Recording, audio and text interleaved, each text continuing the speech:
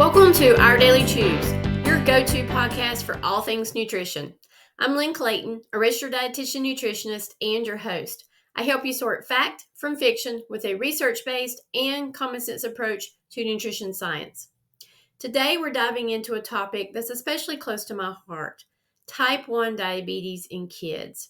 But don't worry, we're going to keep things light, fun, and easy to understand, so whether you're a parent, a kid with diabetes, or just curious, you'll find something to chew on. Let's start with the basics. What is type 1 diabetes?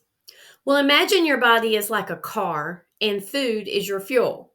Your body needs insulin, which is a hormone made by your pancreas, to help turn that food into fuel or energy. But in kids with type 1 diabetes, the pancreas just doesn't make insulin. So instead of the fuel getting where it needs to go, it's stuck in the gas tank, meaning the sugar in your blood, also known as glucose, that's made by breaking down the food you eat, stays in the blood rather than going to the cells to produce energy. And without gas going to the engine, we know what happens.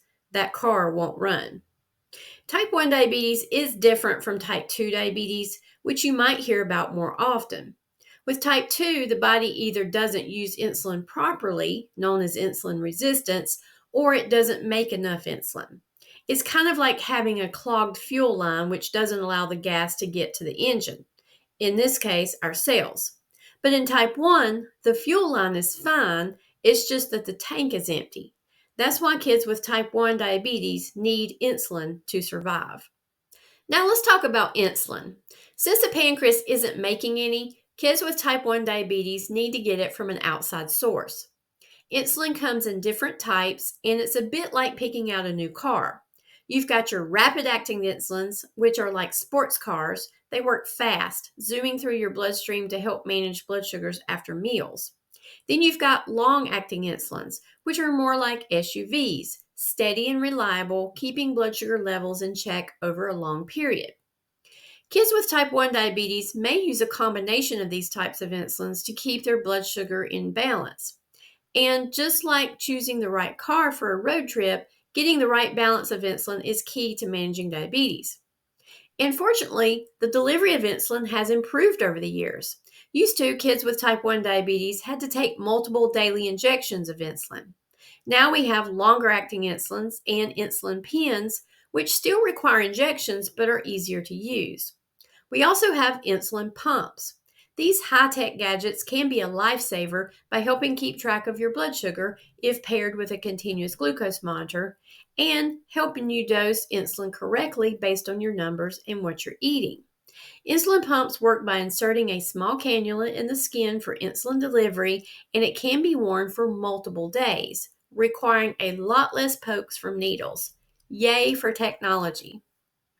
But how do we know if insulin is working and how much insulin is needed? Well, let's shift gears and talk about testing blood sugar. Keeping track of blood sugar is super important for kids with type 1 diabetes because it helps them know how much insulin they need and when. There are a few different ways to do this, and each one has its own set of pros and cons. First up, the trusty glucose meter, also known as a glucometer. This little gadget is like your car's speedometer. It gives you a quick reading of your blood sugar with just a tiny drop of blood. Glucometers are reliable and easy to use. They are also the best as far as accuracy. They give you a pretty reliable number, if testing correctly, in about 5 seconds of what your blood sugar is at that moment. But they require finger pricks, which can be a bit of a bummer. Next, we have continuous glucose meters, which are kind of like having a radar detector in your car. You wear a small sensor on your arm, and some you can scan to see your numbers, and others will send the number automatically to your phone or to a reader. It's a little more high-tech and less invasive than a glucometer.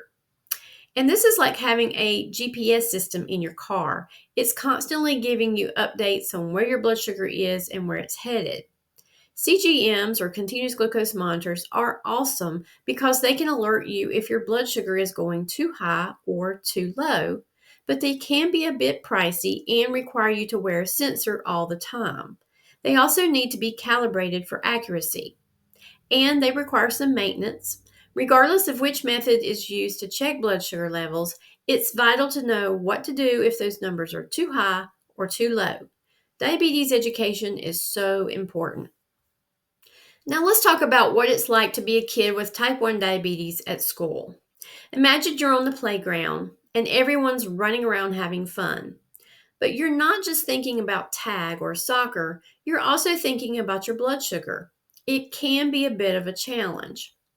Kids with type 1 diabetes must be extra careful with their snacks and meals, making sure they have enough insulin to cover what they're eating. They also need to keep an eye on their blood sugar during recess so they don't go too low while running around. It's a lot to juggle, but with a good plan and some practice, it becomes second nature. For parents, sending a child with type 1 diabetes to school can feel like letting them drive alone for the first time. You want to be sure they're safe, so you might feel a little nervous. But with tools like CGMs and good communication with teachers and school nurses, you can keep a close watch on your child's health without being in the driver's seat all the time. Technology makes that even easier now, as most glucose monitors allow you to install an app on your smartphone to get alerts if your child's blood sugar drops below a certain number or goes above a certain number. Sharing this information with others can help you build a small community of people who are looking out for your child. Before we wrap up today's episode, I want to share a diabetes friendly snack that kids will love. One of my favorites is apple slices with nut butter. It's simple, tasty, and gives them a good mix of carbs, protein, and healthy fats to keep blood sugar steady. Plus, it's something kids can make on their own, which is always a win. For those who love a little kitchen fun, here's a recipe for some super easy energy bites. You will need 1 cup rolled oats, a half a cup of peanut butter or almond butter, but any nut butter or seed butter will work, a quarter cup of honey or sugar-free sweetener, a quarter cup of ground flaxseed, 1 teaspoon of vanilla extract, a half a cup of chocolate chips, which is optional, and a quarter cup of chia seeds, also optional. So for your instructions, you'll just mix all of the ingredients except for the chocolate chips in a large bowl until it's well combined. And if you're adding your chocolate chips, then you'll fold those in after you've combined everything else. You'll roll the mixture into small balls about the size of a golf ball and place them on a baking sheet lined with parchment paper. Chill in the fridge for at least 30 minutes to set. And enjoy. These bites are perfect for an after-school snack or a quick energy boost before sports. And you can always get creative and add other healthy ingredients like sunflower seeds or pumpkin seeds, chopped walnuts, or pecans. These are a tasty way to get a little boost of energy without jacking blood sugar sky high. Each energy bite is about 15 grams or 1 carb choice, but also provides some fiber, protein, and healthy fats to keep those blood sugars stable. As a word of caution, though, it's hard to eat just one. And that's a wrap for today's episode of Our Daily Chews. Type 1 diabetes might seem like a big challenge, but with the right tools, support, and a positive attitude, kids can navigate it like pros. Remember, whether it's understanding how insulin works, keeping track of blood sugar, or just figuring out what snacks to pack for school, every little bit of knowledge helps. Thanks for tuning in, and be sure to join us next time for some more tasty tidbits and health hacks. Until then, stay healthy, stay happy, and keep on chewing the good stuff. This podcast is sponsored by Clayton Nutrition, a private medical nutrition therapy practice offering telehealth services for those needing nutrition therapy to prevent, treat, or manage chronic health issues. Whether it's diabetes, cardiovascular concerns, food allergies, digestive issues, or weight management, we focus on good nutrition for better health. Check out my resources, blog articles, and one-to-one nutrition services at claytonnutrition.com. For additional support with managing diabetes, Clayton Nutrition offers an online course called Better Diabetes Control. This self-paced video course provides valuable information to help you get the best diabetes control possible. To learn more, go to claytonnutrition.com and look under Nutrition Services tab to sign up. If you prefer to work personally with a dietitian and diabetes educator, you can schedule an initial consultation with me by going to claytonnutrition.com and schedule now under Nutrition Services tab. I am licensed and able to provide medical nutrition therapy via telehealth to residents of North Carolina, Virginia, Georgia, Iowa, Texas, Arizona, Colorado, California, Michigan, and New Jersey. It's easier than ever to get the diabetes support you need from the comfort of your own home. Don't wait. Diabetes is a progressive disease, and complications will arise if you keep putting off getting better diabetes control. This podcast is for educational purposes only and is not intended to replace the advice of your healthcare professional.